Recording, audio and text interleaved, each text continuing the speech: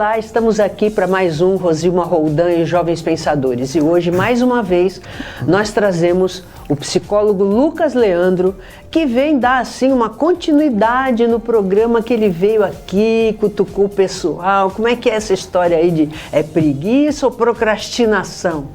Hoje ele vem com a solução. Será que é essa mesma solução que você acha que é a boa para a sua vida? Vamos conversar então com o Lucas Leandro. Boa tarde. Como é que é essa história aí? Uma vida funcional sem procrastinação e sem preguiça, é isso mesmo? Pois é. Boa tarde, um prazer estar aqui novamente. Legal que a gente está fazendo uma continuidade dos assuntos, né? Fizemos ali propostas para o ano novo, preguiça. Isso. E o lance da vida funcional, na verdade, ele vem justamente para amparar as pessoas que acreditam que dá para viver sem nenhum tipo de preguiça ou sem nenhum tipo de procrastinação. Não é que não é que a gente vai conseguir viver sem. No entanto, dá para nós não sermos reféns da nossa preguiça e do ato de procrastinar. Então, para isso, é bom que nós tenhamos alguns pilares, alguns caminhos de vida, que se a gente olhar para eles, vamos dizer, semanalmente, mensalmente, fazer uma autoavaliação, a gente não fica tão perdido. Eu tenho visto as pessoas que chegam no meu consultório falando assim, cara, parece que eu não sei nem por onde começar. Então ali ao longo dos anos eu fui traçando uma proposta de por onde começar, quais caminhos são possíveis de seguir para não ser refém dos próprios vícios, né, da procrastinação, da preguiça. Autoconhecimento é muito difícil, Lucas? É difícil. É tão fácil apontar o defeito do outro, né?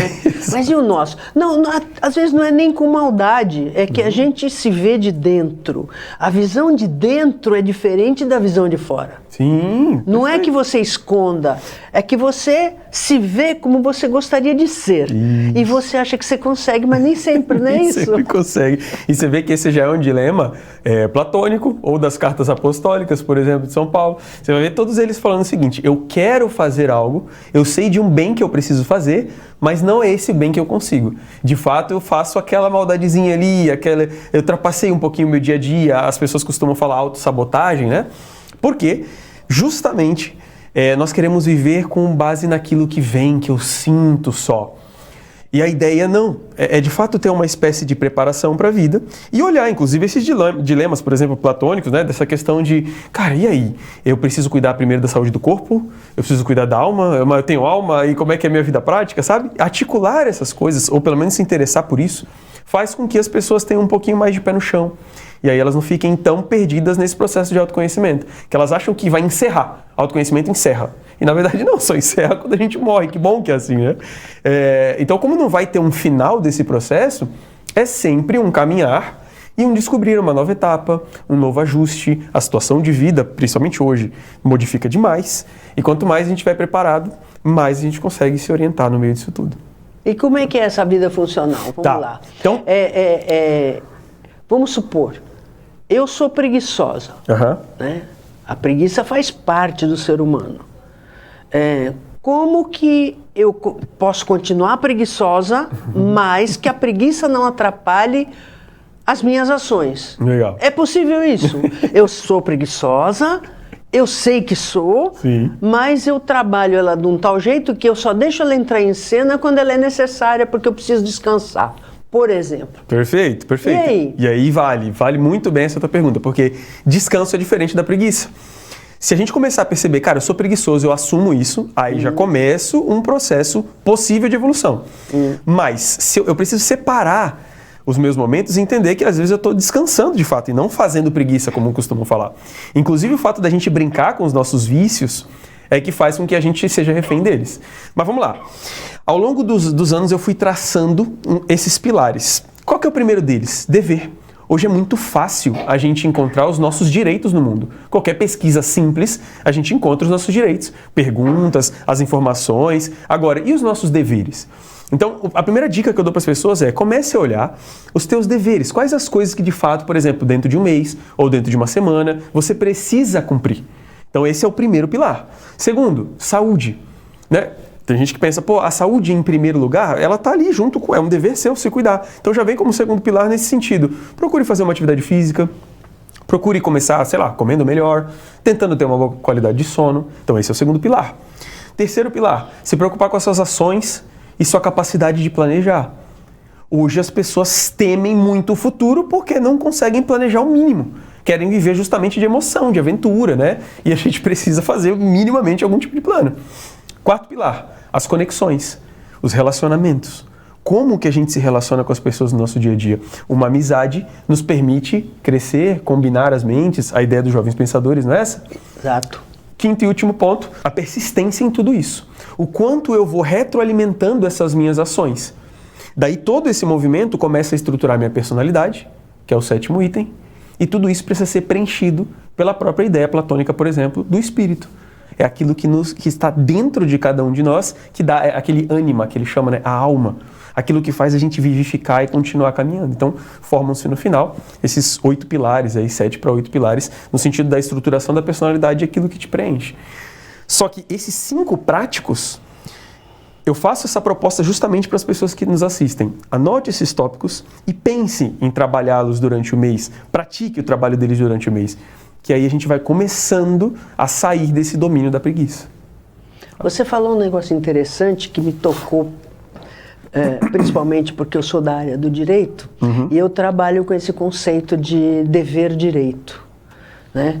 E como eu elaborei o direito para criança, né? Que o meu sonho é que toda criança brasileira entre na escola, a exemplo de outros países do mundo evoluídos, principalmente em matéria de respeito de direitos e de deveres. Maravilha. As crianças entram na escola já sabendo, já aprendendo. O início do curso é exatamente essa história do direito e do dever. Porque a pessoa acha que o direito, ele nasce espontaneamente, ele nasce em árvore. Eu tenho direitos, eu tenho direitos. E aí eu começo a explicar que o direito só nasce de um dever cumprido. O direito só nasce frente ao outro, porque se você for para cima de uma montanha sem ninguém em volta, você não tem nem direitos nem deveres. Perfeito. Mas se você vive numa sociedade, em frente ao outro, você tem dever e direito. Perfeito. E o teu direito só nasce se eu conhecer minha obrigação e cumpri-la. E aí sim o teu direito nasce. Se eu não conhecer a minha obrigação e não cumpri-la, o teu direito jamais vai nascer. Você pode ficar aí reclamando que ele não vai aparecer do nada. E a criança entende muito isso, muito rapidamente, porque você explica. Sociedade saudável é aquela que as obrigações são conhecidas e cumpridas e os direitos são conhecidos e exercidos plenamente. Um não existe sem o outro. E aí a gente entra no Estatuto da Criança e do Adolescente, que quando surgiu, ele surgiu depois do Código de Menores, que só tinha infrações. O menor era considerado o menor infrator, as crianças só era olhada pela lei como menor infrator, e lá só tinham os crimes e as punições. E aí pulou para o Estatuto da Criança e do Adolescente, que só tem direitos. Então foi muito criticado o Estatuto no início por causa disso. E aí a leitura que se faz do Estatuto, isso aí tudo eu estou te falando por conta do negócio do direito e do dever, como é que fica, né? Você pode até levar para você essa reflexão. E quando eu dava para a criança o Estatuto da Criança e do Adolescente, eu mostrava para eles desde o primeiro artigo. Toda criança é sujeito de direitos. Perfeito. Mais ou menos isso, né? Aí eu dizia assim, tá, só tem direitos? Tá. Expressamente sim, mas o direito não existe sem obrigação. Aí eu fazia um exercício com a classe. Eu tenho o dever de te respeitar, está escrito no Estatuto, né? Você tem que ser respeitada, tá? Isso o que gera? Qual é a obrigação espelho que gera esse direito? Perfeito. E aí a gente fazia esse exercício. Perfeito. Porque você é respeitado, todos aqui são obrigados a te respeitar porque você tem direito de ser respeitada. E aí a gente começava a fazer um jogo. Perfeito. Obrigação espelho. Direito, obrigação espelho. Então, qual é o direito de ser livre, por exemplo? Qual é a obrigação espelho? E por aí ia. E eles entendiam isso tão bem. Então, toda vez que você está na frente de um direito expresso, tenha certeza que ali está embutido uma obrigação. Uma obrigação. Maravilha. Então não é verdade que o Estatuto da Criança e do Adolescente só tem direitos. Exato. Expressamente sim, mas a obrigação está ali, implícita e presente, porque senão o direito não nasce. Perfeito, perfeito. Você sabe que esse trabalho, assim, é bom ouvir isso, né, e que as pessoas também conheçam, Porque isso pode ter certeza, né? Vai mitigar diversos problemas da própria estrutura egóica dessas pessoas, dessas crianças. Porque muita gente chega no consultório justamente assim, sem saber o mínimo daquilo que deve cumprir enquanto obrigação. Então eu tenho obrigação na vida? Claro, você tem dever na vida. Então isso é muito importante. Outra coisa que a gente brincava também com as crianças é o seguinte: eu tenho obrigação de estudar. Qual é a tua obrigação? Tem estudar? Não, estudar não é obrigação, é direito. Aí, mas como, professor? Sim, você tem direito de estudar. Direito de estudar, sim. Porque antigamente as crianças nasciam e já iam trabalhar na roça. Uhum. E aí o direito de estudar. Então é uma briga danada para tirar a criança da roça, inclusive o antigo Bolsa Escola, para a criança não ter o olho furado pelo sisal, que ela trabalhava lá, coitadinha, pequenininha, nem sabia nada de segurança, ficava cega antes de enxergar o mundo, já estava cega. Exato. Né? E então, estudar é um direito, não é uma obrigação. É outra coisa assim que eles ficam assustados, né? Mas depois eles é melhor do que ter o olho furado pelo sisal. Isso aqui, muito bom. Você sabe, me permite corrigir uma coisa aqui. Dentro dos pilares, né, enquanto eu estava falando, acabei pensando em uma outra coisa na hora, tem um pilar também da educação e do trabalho, inclusive, tá? Que também é uma preocupação muito importante para nós hoje.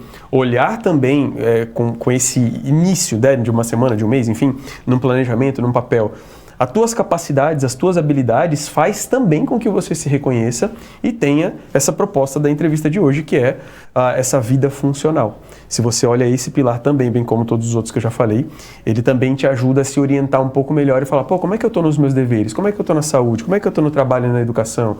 Então, tudo isso faz com que essa pessoa comece a ter uma proposta que eu, se eu não me engano, salvo engano, já comentei contigo, que é a do Viktor Frankl, né? O psiquiatra no campo de concentração de Auschwitz, que todo mundo chegava no consultório do cara e parece que não entendia a proposta que se tinha de vida e falava, o que a vida tem para me dar? O que a vida tem para me dar? Quais são os meus direitos de vida? Por que eu sofro tanto? E ele falava, olha, vamos tentar mudar essa pergunta. A tua terapia vai ser pautada no que você tem para dar para essa vida. O teu papel no mundo, o teu cumprimento dos teus deveres, das tuas obrigações, pode salvar tantas outras, pode contribuir para tantas outras, pode pôr a mão na obra daquele lugar que ninguém está pondo a mão, sabe? Então, é isso que eu acredito como protagonismo dentro do processo terapêutico e que eu vejo funcionando, sabe? Lucas, quando você se preocupa nessa proposta do Viktor Frankl, que por sinal essa semana eu tenho uma amiga que mora na França, minha amiga de infância, judia, e ela tem umas postagens muito comprometidas com a causa dela e tudo que ela acredita, né? E ela pôs uma fala dele, que ele foi vítima de Auschwitz e outro campo de concentração menos conhecido, que eu não lembro o nome.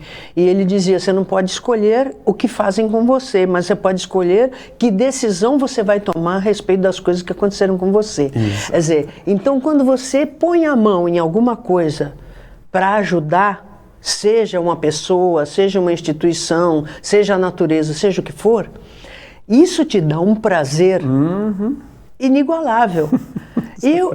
Aí eu vou, antes de chamar para o comercial, eu vou te fazer uma pergunta em relação a isso e você vai responder no segundo bloco. Tá.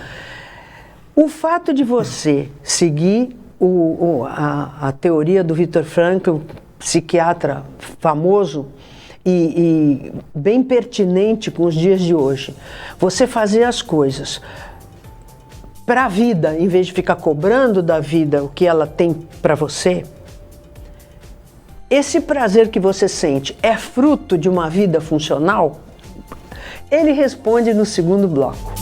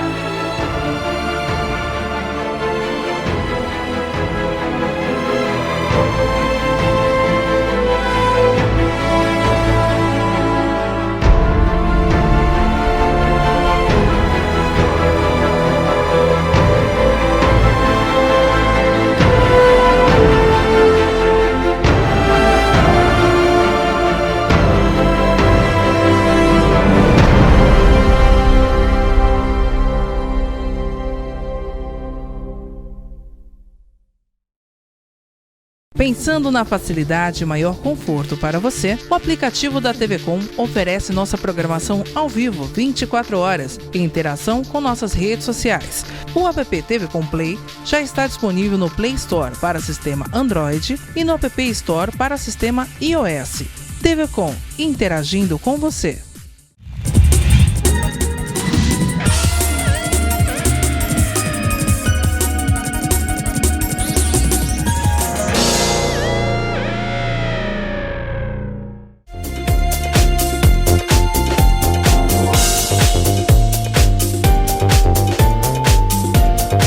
Voltamos e o Lucas vai responder aquela pergunta lá. Como é que é?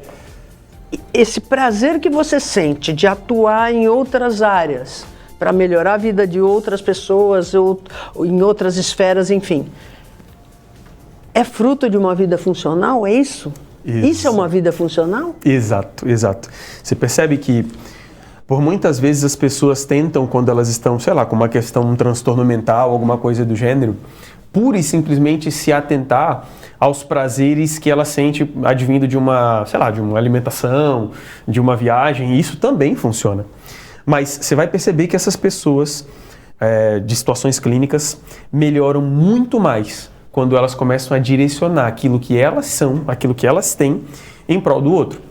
Aí sim, aquele que a gente chama, né, a serotonina, né, os hormônios de prazer ali que ela tem, os dopaminérgicos e todos aqueles demais efeitos ali, para não dificultar muito para quem ouve, veja, aquilo só começa a acontecer ao passo que, num ritmo de vida que eu tinha antes, eu começo a voltar só que com algo acrescentado. A gente falava de Viktor Frankl, ele fala da transformação do sofrimento inevitável da vida em algum tipo de realização. Então, você vê que várias pessoas, por exemplo, sei lá, mães que passaram por um grande trauma, que perderam seus filhos, por exemplo, aquelas mães de Maio, se eu não me engano, né? Sim. O que elas fazem? Elas passam por um sofrimento de vida que foi praticamente inevitável para elas não puderam fazer muitas coisas, e a partir do momento que elas perdem seus filhos, elas começam então a criar um sentido de contribuir para a vida de outras mães, de outras famílias que se sentem desamparadas. Qual é o fenômeno mental que está envolvido aí?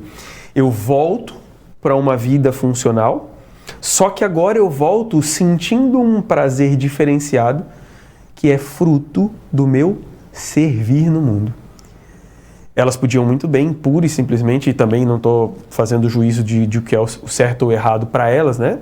Mas veja, elas podiam muito bem simplesmente se trancar num quarto vazio, escuro e viverem a lamentar. Agora, a maioria delas se levantam, procuram ajuda, fazem os processos psicoterapêuticos, psiquiátricos, se reerguem e passam então a dar significado e sentido a outras vidas também. Dali a gente vê brotando uma coisa que lanchezinho de McDonald's, que viagenzinha no final de semana não consegue alcançar, que é a realização mesma do humano no serviço ao outro. Porque é só ali que a gente consegue expressar a nossa máxima aptidão. Você para comer um lanche, você vai ter aquele prazer momentâneo. Agora você passa a servir com a sua vida, com a sua estrutura, com o seu sofrimento, a vida de outro, dali você vê o teu corpo inteiro se movendo em direção a um bem. E aí a gente busca, por exemplo, São Tomás de Aquino, e ele falava, toda vez que você busca um bem verdadeiro, de intenção, de prática física e de finalidade, é muito difícil você não ter brotando em você o próprio bem. Então, assim, é admirável essa capacidade frutuosa, frutífera que tem do servir ao outro, entende? Então, vida funcional. Vida funcional. E você falando isso, você está mencionando filósofo, você está mencionando o seu próprio trabalho, que é esse, e quando você falou isso, me lembrei de Cristo. Porque Cristo, né, a história de Cristo, aí alguns dizem, mas Cristo existiu. A personagem histórica, ela está documentada, né? Mas, independentemente de qualquer religião aí, que a gente possa acreditar ou não, porque algumas pessoas também não são, há pessoas que não acreditam em nada, são agnósticos, outros são ateus. E qualquer terapia que você faça, por exemplo, pessoas que são dependentes químicos, né? essas terapias todas, elas se fincam exatamente no que você falou, no espírito. Se você não tiver espiritualidade, que é uma coisa mais ampla do que meramente uma religião determinada, fica difícil para ela conseguir se recuperar. Me recuperar para quê? E aí tem um fim, né? A pessoa sempre eu vou comer no McDonald's porque eu vou ficar contente porque eu gosto daquele sanduíche. Mas aí acaba ali, né? E se você tem uma espiritualidade, o que é a espiritualidade? Já é um outro tipo de desafio que não é meramente físico, uma satisfação física. Isso. E aí, voltando para Cristo, como é que ele mostrou a minha teoria, que ele veio aqui exatamente dizer, sigam o meu exemplo, que o mundo vai ser ótimo. Aí os homens muito malvados resolveram matar ele porque ele estava ficando muito poderoso e ninguém gosta de dividir poder. Para mim é isso. Ele sabia que ia morrer, claro, mas não estava escrito que ele ia morrer. Mas o ser humano é assim, né? Fazer o quê? Então o que ele fez a vida dele toda? Exatamente isso que você falou. Serviu o outro o tempo todo. Exato. Você sabe que Aristóteles ele tem um papel fundamental ali no desenvolvimento da filosofia, porque ele começa a falar das causas. Isso já vinha um pouco antes, claro, mas ele concretiza as 4 causas. E 2 causas preocupam muito a humanidade, que é a causa eficiente e a causa final. De onde vim e para onde vou, de certa forma, né? O que o Cristo fez? O Cristo vem e fala o seguinte... Além da nossa forma, da nossa matéria, forma de homem, matéria ali e tal, ele fala assim, vocês vieram daqui, vocês vão para lá. E ele dá um modelo, um manual de instrução. O que acontece é que as pessoas, quando veem um modelo muito perfeito, elas começam a ter uma espécie de desconfiança e falam assim, não, vamos seguir aquele ali mais bagunçadinho, que está mais próximo de mim. Só que elas esquecem que, apesar de nós não nos tornarmos completamente perfeitos, plenamente, né, perfeitinhos aqui nesse mundo, nessa ideia, quanto mais eu atiro alto, né, assim que a gente fala, por exemplo, no empreendedorismo, quanto mais eu miro mais alto, sei lá, na lua, etc e tal, e alguma coisa boa eu vou acertar, porque não estou olhando tão baixo. Então, quando vem alguém como o Cristo, e ele coloca um modelo, e nada mais do que é um modelo de virtudes, ou seja, virtudes, para quem não sabe, significa hábitos operativos bons. Então, quando Cristo vem e fala assim, eu vou ensinar modelos, hábitos operativos bons no mundo, independente de religião ou não, como você falou, é ter a sacada de falar, cara, eu tenho modelos aqui. Quanto mais próximo eu puder chegar desses modelos, melhor vai ser a minha atuação no mundo, mais funcional vai ser a minha vida. E por isso, esses tópicos que eu tenho trazido dentro da clínica e que quis trazer para cá hoje. É claro que você vai ficar frustrado, porque muitas vezes você não vai conseguir, e claro que você vai ficar muito feliz de conseguir. Sim. Mas, como você bem disse, isso é uma linguagem corporativa, uma linguagem empresarial. Mire no máximo. Sim, exato. Porque se você não conseguir o máximo, você vai estar muito perto. Exato. Agora, se você acha que você é medíocre, você está achando que você é medíocre. Reportando o homem medíocre de José Reneiros, que é um médio, né? Eu sou medíocre, então, poxa, você vai se contentar com qualquer coisa. Isso.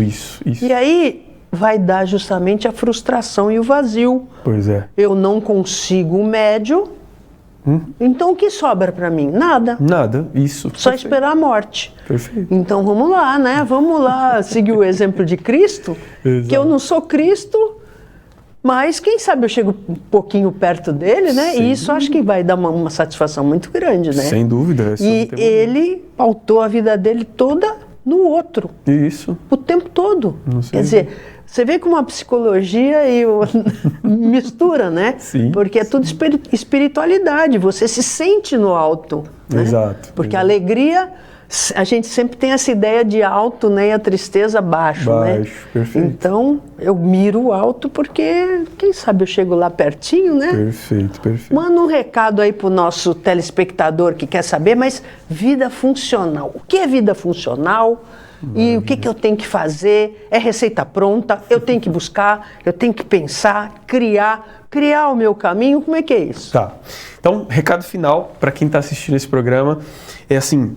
Entender que A vida funcional é, de fato, não tem problema a gente olhar dessa forma. É uma vida que os próprios filósofos, inclusive, falavam que é a vida feliz. Mas, para a vida feliz, apesar de não ter uma receita perfeita com todos os detalhes, eu tenho pilares. E aí, novamente, finalizo com esses pilares, né?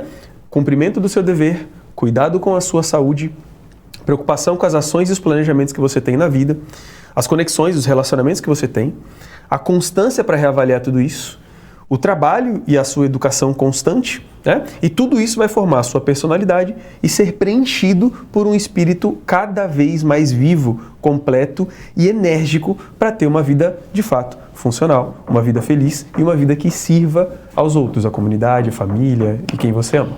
Ainda tem mais uns 40 segundos. E o idoso, aquele que tem 70, 80 anos e acha assim, já vivi um vidão, tô feliz, tô esperando a morte. É isso? Maravilha, tudo isso funciona para ele também. Atendi casos de gente de 70, 80, 90 anos dentro de consultório e para eles funcionava. Por quê? Porque eles têm histórico. Então eles olham o histórico deles e a função deles, né, nesse final de vida ali, mais tranquilos e tal, é passar aquele conhecimento, passar como amorosamente seus conselhos, seus toques, o tato daquilo que ele faz. Isso justifica a narrativa, isso justifica a história. Ainda que ele não escreva, mas se ele contou aquilo para alguém amorosamente, ainda que ele parta, o legado dele vai continuar por toda uma história de vida. E você tocou num negócio muito importante, porque o idoso, ele acha que porque ele já viveu muito, ele não precisa viver mais nada, vamos esperar a morte chegar. Não obstante, ele esquece que os filhos, os netos e às vezes até os bisnetos estão usando ele mesmo como inspiração. Perfeito, é o legado. E depois que ele vai, é o legado, depois que ele vai, ele continua na mente de todas essas pessoas em cada gesto, porque a lição ficou e a pessoa vem através da lição e continua junto com a gente. Eu sei porque comigo acontece e deve acontecer com todo mundo. Isso. Obrigada, vai voltar mais vezes, mais frequentemente, por viu? Favor. Porque eu olho aqueles teus textos maravilhosos no Instagram. Acompanhe esse menino no Instagram. Esse menino é demais, uns textos muito bons, muito pra cima, como ele é, e a gente tá precisando disso, né, querido? Contem comigo. Volte sempre e espero que vocês tenham gostado do programa de hoje, esperando estar com vocês novamente sábado que vem às 15 horas, com reprise segunda-feira às 17h30. Lembrando que pomos tudo no YouTube, 2 canais, os Jovens Pensadores, onde pomos os programas que vão ao ar pela TV Com Santos e TV Com Brasil, e o Vamos Conversar com Rosilma Roldan, onde comentamos as notícias que estão por aí à luz do direito. Até o próximo programa, se Deus quiser.